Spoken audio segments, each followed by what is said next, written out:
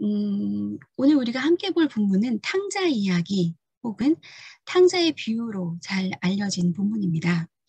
교회를 다니지 않는 사람들도 이 탕자 이야기는 다 잘 알고 있는 것 같아요. 그래서 교회 밖에서도 일반적으로 막 돌아온 탕자 이런 말들 자주 사용을 하잖아요.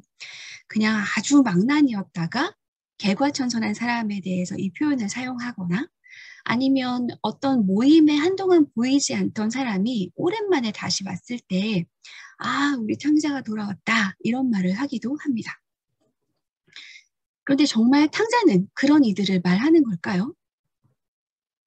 탕자의 비유가 요 이야기만 딱 이제 떼어내져서 여러 사람에게 알려지다 보니 원래 예수님께서 의도하셨던 탕자의 비유와는 좀 다른 의미로 탕자가 소비되고 있는 것 같습니다. 오늘은 최대한 누가복음 15장 맥락 안에서 탕자의 비유를 좀 살펴보고자 합니다.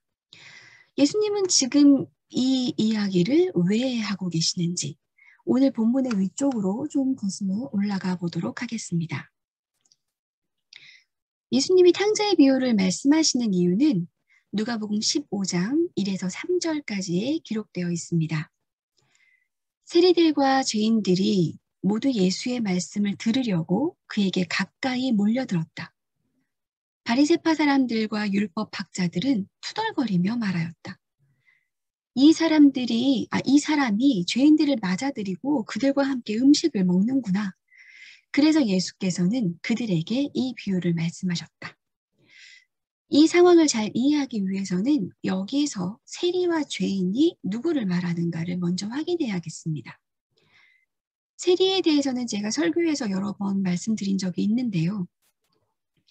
당시 세금을 걷는 일을 하는 사람들은 단순 공무원이 아니라 세금 걷는 사업자들이어서 가뜩이나 세금을 삼중으로 내는 사람들한테 이 자기 몫까지 더 쥐어짜서 세금을 걷었기 때문에 당시 사람들은 세금 걷는 세리들을 아주 가장 나쁜 놈, 강도보다 더 나쁜 놈으로 여겼습니다. 그리고 여기서 말하는 죄인이 누구인지 알기 위해서는 다른 본문들을 좀 참고할 필요가 있는데요. 지금 화면에 보시는 것처럼 복음서에서는 세리와 죄인을 이렇게 세트로 묶어서 언급하는 부분이 굉장히 많이 나오는데 어디서는 이 세리와 죄인을 이방인과 세리로 바꾸어 표현을 하거나 세리들과 창녀들로 바꾸어 표현하고 있는 것을 볼 수가 있습니다. 그러니 여기서 말하는 죄인은 바로 이방인 그리고 창녀들을 가리킨다고 볼 수 있는 것이죠. 그러니 세리와 죄인들이라는 이 표현은 유대인 남자 중에서 제일 혐오스러운 집단인 세리와 유대인 여자 중에서 제일 혐오스러운 집단인 창녀들과 그리고 유대인이 아닌 이방인들을 한데 묶어서 그러니까 유대인으로 함께 끼워주기 싫은 사람들을 그냥 총칭하는 용어였던 것 같습니다. 그런데 지금 보시는 것처럼 복음서에는 예수님께서 이 사람들과 함께 어울리는 장면이 정말 많이 나온다는 거죠. 너 왜 저런 사람들하고 같이 있냐? 왜 너 저런 사람들하고 먹고 마시냐? 너 왜 저런 사람들하고 어울려 다니냐? 이런 말들을 예수님께서 수차례 들으시고 심지어 사람들은 예수님의 별명도 세리와 죄인들의 친구 이렇게 만들어 부르고 있습니다. 우리는 보통 예수님을 죽음으로 몰고 간 결정적인 사건이 성전 정화 사건이라고 생각을 하고 안식일법 같은 중요한 율법에 대한 해석 차이가 갈등의 주요 원인이었겠다고 생각하지만 예수님이 종교 지도자들의 미움을 받기 시작한 것은 바로 그 사회의 혐오 집단과 자주 어울려서 무리를 이루고 있었기 때문일 거예요. 누가복음 15장은 이들 세리와 죄인들이 평소처럼 예수님의 말씀을 들으려고 예수님께 가까이 다가가서 몰려드는 그때로부터 시작이 됩니다. 그러니 바리새파 사람들은 그리고 율법 학자들은 그 모습을 보고 투덜거리면서 말을 합니다. 본문에서는 투덜거리며 말했다고 적혀 있지만 사실 이 단어는 그냥 툴툴거리는 정도를 말하는 것이 아니고요. 이 단어는 구약에서 이 출애굽 이후에 사람들이 광야에 있을 때 먹을 거 없고 마실 물 없어서 막 그 갈증과 이 배고픔이 막 극에 달아서 차라리 내가 애굽에 있는 게 나았지 내가 왜 나와서 이 죽을 고생이냐 하면서 하나님을 원망할 때 사용했던 그 단어예요.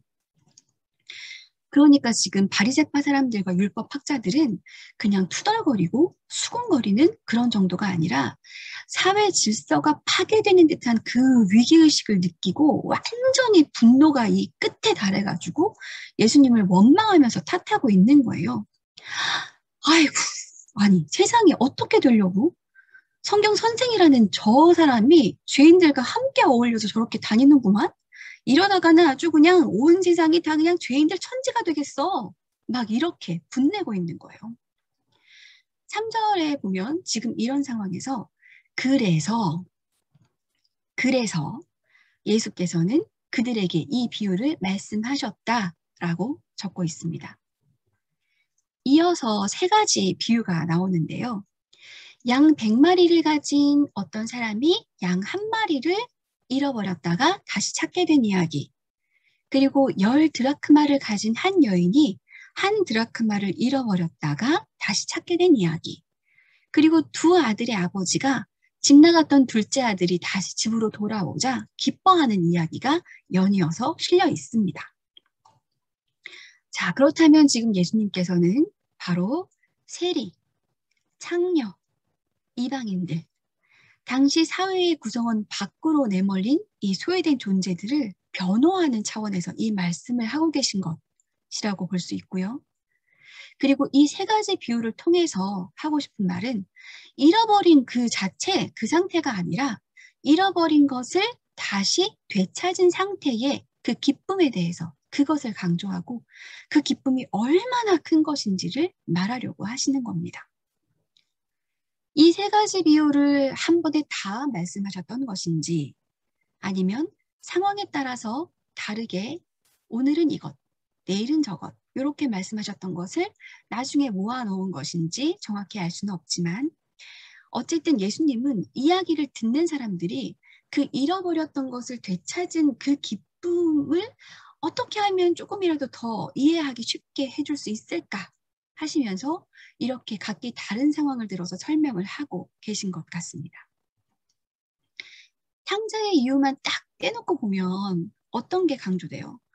못된 아들의 일탈, 그 아들의 뉘우침, 아버지의 용서와 자비 이런 것들이 부각되지만 이 양의 비유, 동전의 비유, 그리고 아들의 비유 이렇게 나란히 놓고 보면 회개와 용서보다는 하나님의 사랑과 기쁨이 더욱 느껴지게 됩니다.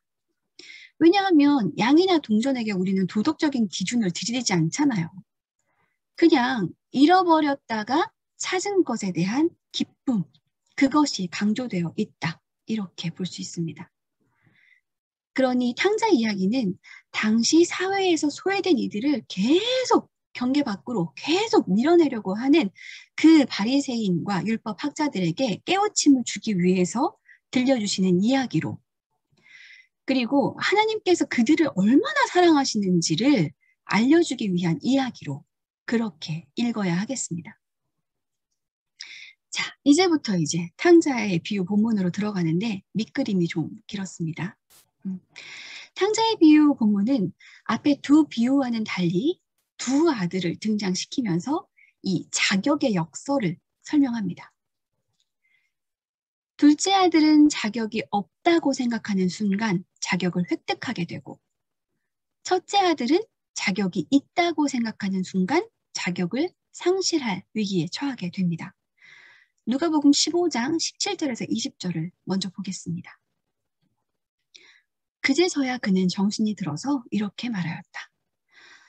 내 아버지의 그 많은 품꾼들에게는 먹을 것이 남아도는데 나는 여기서 굶어 죽는구나. 내가 일어나 아버지에게 돌아가서 이렇게 말씀드려야 하겠다. 아버지, 내가 하늘과 아버지 앞에 죄를 지었습니다. 나는 더 이상 아버지의 아들이라고 불릴 자격이 없으니 나를 품꾼의 하나로 삼아 주십시오. 그는 일어나서 아버지에게로 갔다.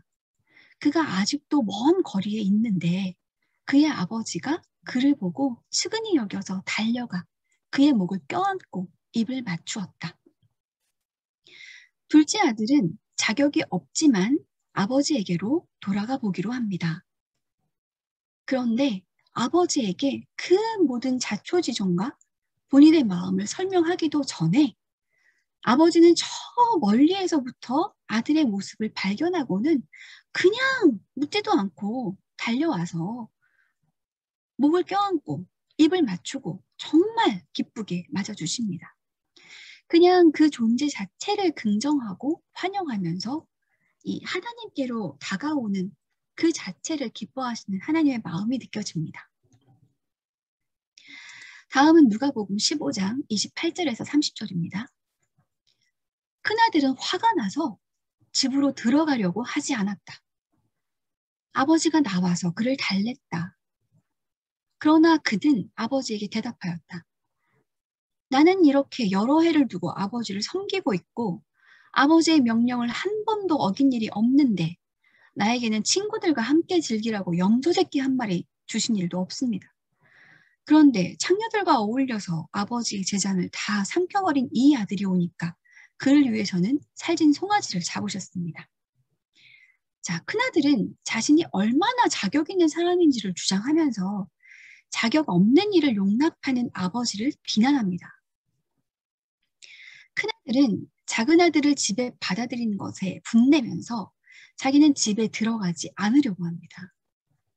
바로 이 순간이 이제까지는 작은 아들이 탕자였지만 이제 큰아들이 집 밖에 있는 탕자로 바뀌는 순간입니다.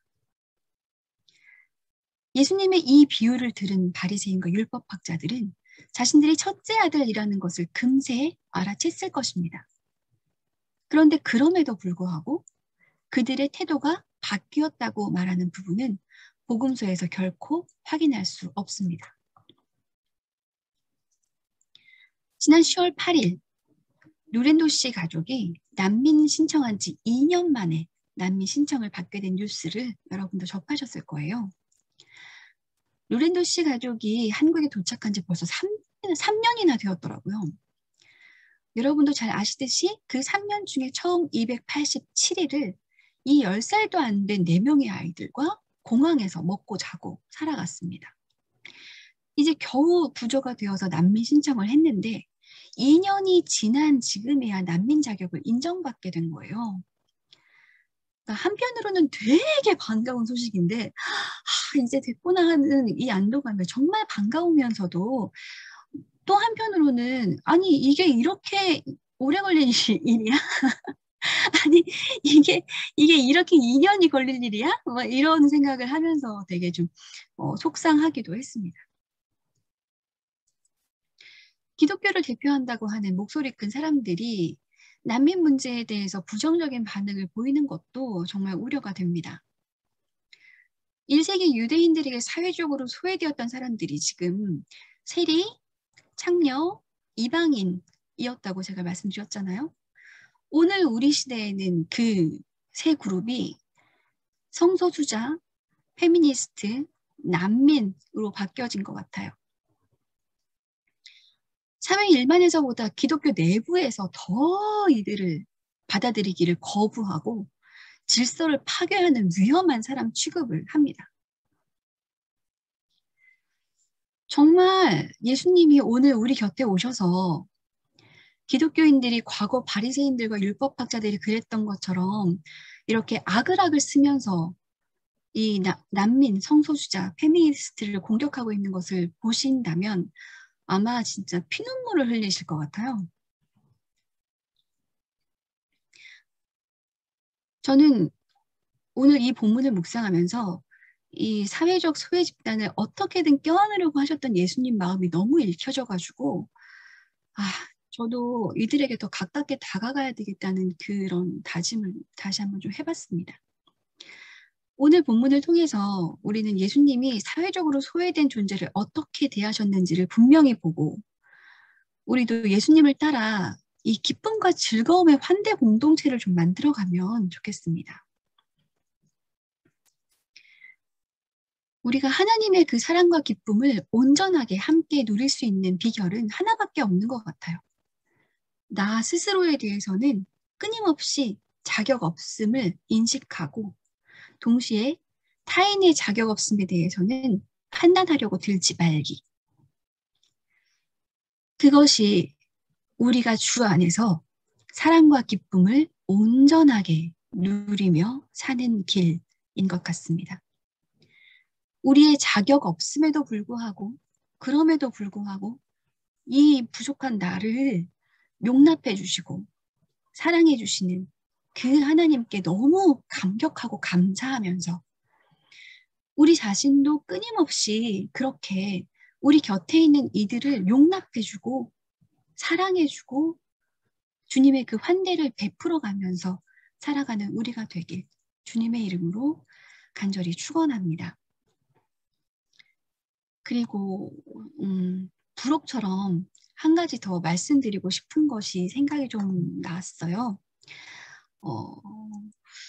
우리가 코로나 때문에 함께 모여서 위로 예배를 드리지 못한 채로 우리 교우들의 아버님을 떠나 보내드리고 있잖아요. 그래서 저는 최미정 권사님, 이명환 장로님, 원지영 집사님, 박은미 집사님의 아버님들 그리고 최한재 집사님 어머님이 마음에 조금은 이렇게 더 아프게 남아있어요. 뭔가 좀.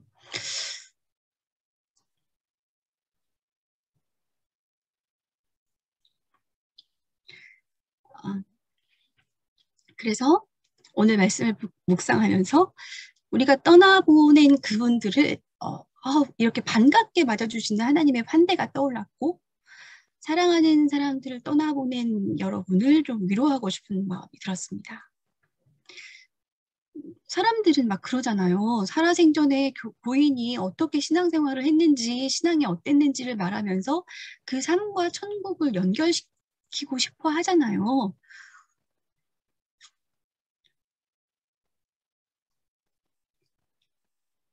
그런데 저는 오늘 말씀을 묵상하면서는 그냥 생의 마지막 순간에 그 신의 품에 안기는 그 순간에 자신의 자격 없음을 고백하는 그 자격만으로도 너무 충분하게 하나님의 열렬한 환영을 받으면서 그 환대를 받으면서 주님의 품에 안기는 것은 아닐까 그런 생각이 들었습니다. 조직 신학적인 교리도 물론 중요하고 이성적이고 합리적인 신학도 중요하지만 저는 비이성적이고 동화적인 이 신학적 상상력도 우리에게 꼭 필요한 것이라고 생각을 합니다. 얼마 전에 우연하게 보게 된 영상이 하나 있는데요.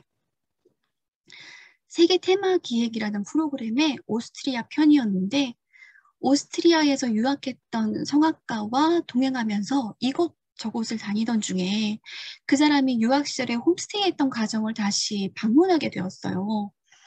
근데 이 사람은 이 17년 만에 찾아가는 길이어서 그 주인 부부가 과연 나를 기억해 줄까를 걱정하면서 그 집에 다가가는데요. 그런데 이 성악가를 보자마자 이 오스트리아인 부부가 정말 이 사람을 너무 반겨주는 거예요. 막 목을 끌어안고 막 입을 맞추면서 엄청난 환대를 해주는 거예요. 저는 그들이 보여준 그 환대의 모습에서 오늘 본문의 탕자의 아버지 모습도 보였고 어쩌면 이 세상을 떠나서 하늘나라에 도착한 이들을 맞아주시는 우리 하나님의 모습도 보였습니다. 제가 1분 정도로 짧게 이걸 편집했는데 아니 사실은 지호가 편집했는데 잠깐 한번 볼까요? 휴가를 보내고 계시다는 소식을 듣고 찾아가는 길.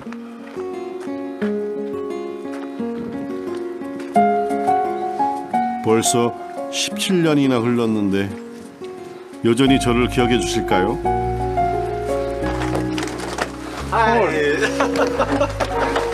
Hallo. Ich freue mich, dass ich dich wiedersehe.